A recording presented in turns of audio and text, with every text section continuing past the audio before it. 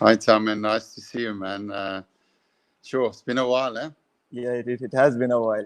So, firstly, thank you very much for doing this. I think I've told you. You can hear me clearly, right? I can hear you clearly. Yes, can you hear Okay. me? Yeah, I can hear you. So I've told you this, like the situation back in Bangladesh is not great, and I thought of giving something back to the people, just to smile Mm. about. I've been doing this show with a lot of my teammates, and the response has been great. There was a comment recently where a doctor who was tested positive with COVID-19. So he Yeah. commented on my comments that like he's been watching the show, he's enjoying. So this is all about. So Well thank you very done. much for accepting this. So how's South Africa doing? How's the situation in South Africa now? Yeah, first of all, happy Ramadan. It was obviously a Oh, really thank you. special time for you guys. Yeah. Yeah, South Africa is similar to us, I think Bangladesh, in the way that we've got a lot of people struggling that doesn't have food. A lot of the economy is struggling because South Africa is in full lockdown for about 2 months. It was on full Mm. lockdown, which meant you had to stay in your house the whole Yeah. day, and you could only go and buy food uh, in one person in a car. So Okay. the economy is really struggling, and now they've lifted it from level 5 to level 4. So they've started it opening up to some businesses, but it's more Okay. the businesses that export to other countries. So there's still a lot of businesses in South Africa that is struggling, and therefore a lot of workers don't have work at the moment, so they don't have any income. So they're really struggling to. There's a lot of hungry people in South Africa. So Yeah. I've really made it a mission myself, similar to what you're doing. You're spreading the love and making people feel positive. Just trying to use my platform that I have and trying to help people. So it's really rewarding for me. We've been feeding a lot of people, which is great because the people need it out there. Yeah, that's great. That's great. I think it's very difficult, especially with country like us. We have 160 million population, and then we cannot afford to go complete lockdown because we have daily earners. So there are a lot of poor people who Mm. earns daily.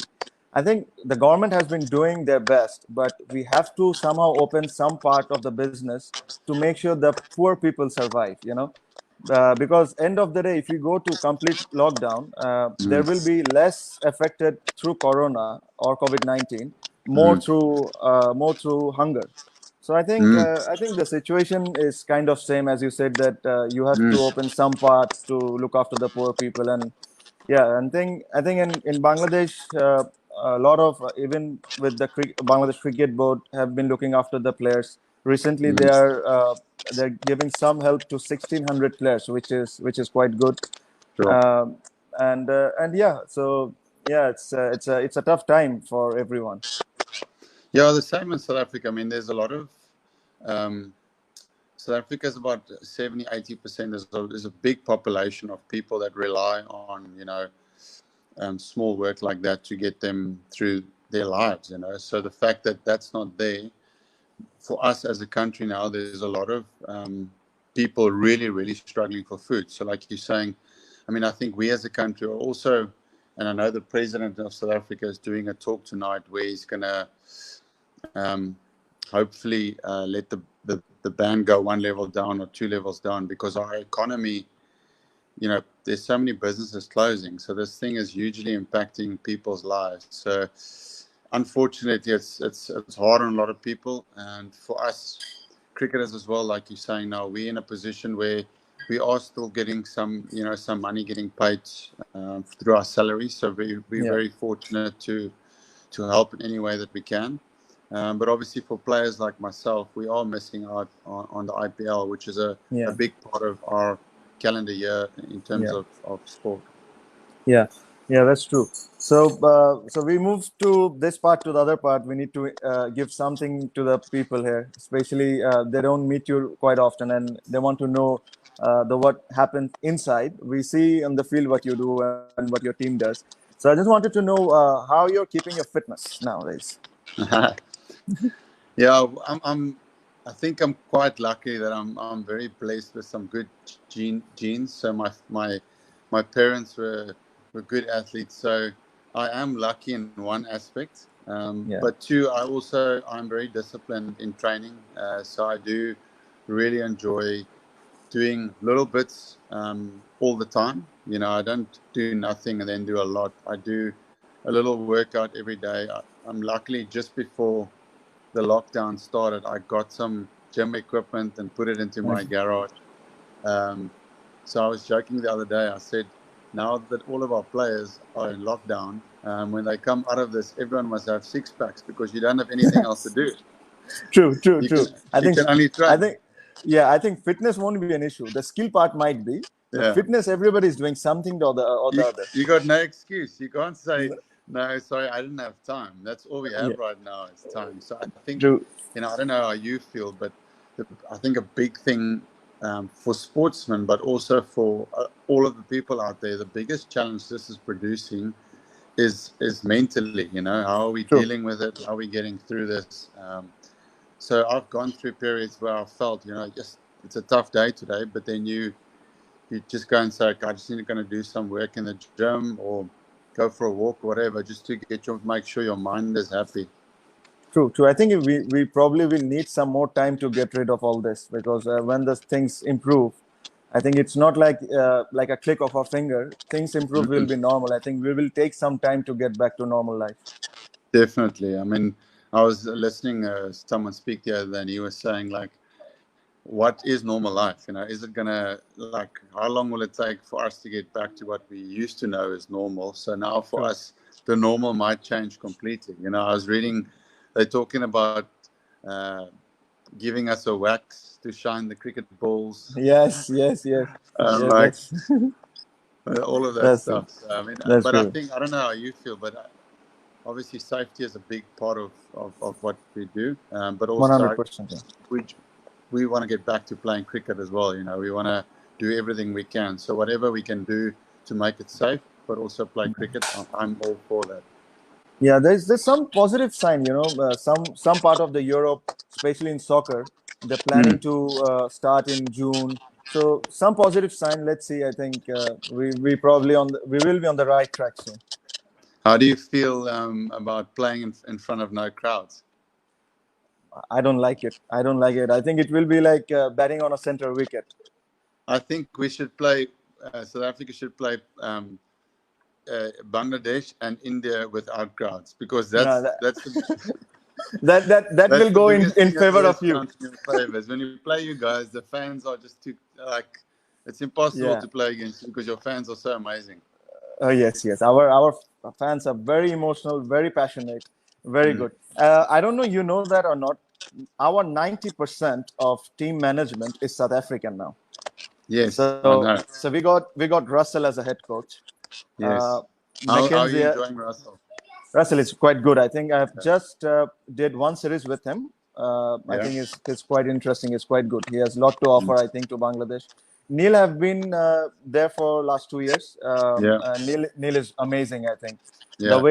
the way he looks after the young ones and the seniors, Mm. I think Yeah. is very very good. Yeah. Ryan. I also enjoyed working with Neil McKenzie as a batting coach. He's really good.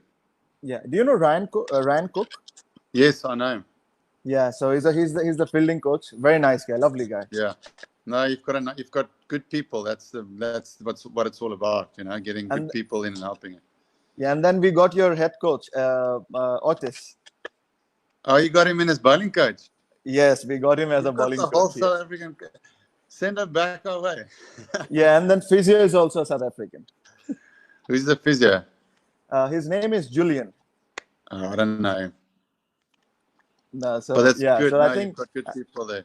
Good people. I yeah, no, mean, I spent a lot of time with Russell and with Mackie and with Otis. As captain, your captain, the coach, they build a relationship. They become friends. So I still speak quite regularly with both Russell and with Otis. yeah, So they they're give me. very good. Yeah, I think I enjoy Otis the most. I think he's Yeah, great. he's chilled, eh?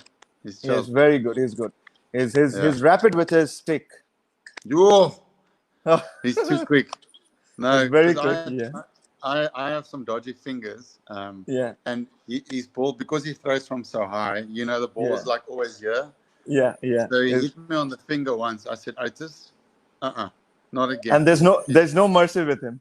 No, he just wants to test you on the short balls. Yeah. Yeah. So no, it's good. So That's awesome. Faf, I wanted to ask you. You've played with Bangladesh quite a few times. Yeah. I remember from 2011 World Cup where we played in Mirpur. What's the difference you feel with the current team and the team with the past? I think you definitely, like in the past, you felt like maybe you relied on one or two players. Like if you got those 2 wickets, where now you play, it's like you can see there's a growth in the team, and in terms of there's a lot of other players coming through. And also, I mean, obviously, spin is always something that's really good. Like Shakib's always been an amazing spinner, but I feel like now there's more spinners coming through. But also, your fast bowlers are getting better, Yeah. which is always a big thing for subcontinent teams. So I think that's always the challenge for you guys when you go overseas. Is how good is your seam attack, your fast bowlers. Your batters are because you're playing against more of the international bowlers now. Like, I mean, you just hit hundreds every game when you play against all the teams now from overseas. Like that World Cup, you guys impressed me huge amounts. Like Yeah. I'll be honest, I didn't expect you guys to be that good. Like I thought Yeah. you'll be good, but like hot and cold. You'll play one great game Yeah. and then one average game. Yeah. But you were one of the most consistent teams in that tournament, and your batting. Yeah. That So game that's against very us, very nice to hear you from you. just smoked us. Yeah, no, it was a great game. And then that I've been appointed as an ODI captain now. Mm. Yeah, So congrats. I think thank you. But as soon as I got appointed, we got into lockdown. So there's something going on. So anyway, so That's when good. I It gives you time to get yourself ready for the season. yeah, true. But I just wanted to ask you, when I see you when you were captaining South Africa, I see a lot of passion, a lot of pride. You take a lot of pride when you're in the field. I just wanted to ask you that what's the most difficult part is being as a captain? That's a good question. I think it changes. Like, when I first started captaining, for me, it was um, getting your senior players to buy into what you want to do. So because then I wasn't the obvious captain in the start. So then um, there was a plan and a purpose for me to get the senior players to have my back, to support me. And then that happened, that unfolded. They had the senior players, had a really great leadership group. And then it unfolded to the last couple of years of captaincy where, there was a lot more that fell on my plate um, than just cricket. So there was a lot of stuff, excuse me, that I had to deal with away from the cricket field. There was this and this and this and this and this. So I think that actually the last year of captaincy would have been the most challenging for me because there was a lot more of my energy that was required outside of just going onto the field and playing cricket and having a really good team environment. That's something that's for me as captain. It's the biggest emphasis I put into people, like how I treat people, how good the team space is, uh, how honestly I speak to people, how safe they feel being open to me. So those things were really close to me. So as long as I felt comfortable in an environment where I could do that, I was very happy. But yeah, the last year it felt like there was a lot more energy required for me to go away from just that. Yeah, and I'm sorry to bring back this part is the 2015 World Cup. It was a very emotional game for you guys. I understand. I don't Yeah, want to go into the what happened no, it's during the fine. game because we all saw it what happened. But what exactly happened after the game? Because I know as a player, I know we feel bad. Uh, uh, it takes a lot of days to come out of those kind of Yeah, games. But you as a captain is a totally different feeling because you're the one who are making the changes. You're the one who are taking all the critical decisions. But when you lose that kind of a game, how do you feel and how do you recover from that? You're talking about 2015 or 2019? No, 2015 World Cup, that semi-final loss. Yeah, so 2015, AB was captain. Oh, sorry, AB That was captain. AB Yeah, was captain, but I'll answer your question because I remember it very well. Because still today, like, I have never been that broken about a cricket match. Like, you win and lose a lot of cricket games. Most of the times when you lose, you're disappointed. But that game specifically, I have never seen so many grown men like absolutely broken. Like half the team was crying, and it's like South African, we like act like we're these hard guys. yeah, yeah, So the change room was absolutely broken, and we had to stay on 2 days longer because we couldn't get flights back to South Africa. So for 2 days, like whenever you'll see a teammate and you're like, let's go for lunch or go for dinner, yeah. we'll be sitting like this at the dinner table. Like no one's speaking, everyone's just like, and then I went to the room going to the IPL and I didn't feel like playing cricket. Like I was so heartbroken inside because Yeah. we felt like we were there. We were so close and we played well and we had a good team and that was going to be our time. Yeah. So about 2 weeks later, then slowly, you get back into the things and competitive cricket starts picking up again, and then slowly but surely you start moving on. Yeah, yeah. You see, you see a lot of Asian team crying on the field. I've seen it. I've seen our team when we lost a very close game in Asia Cup final.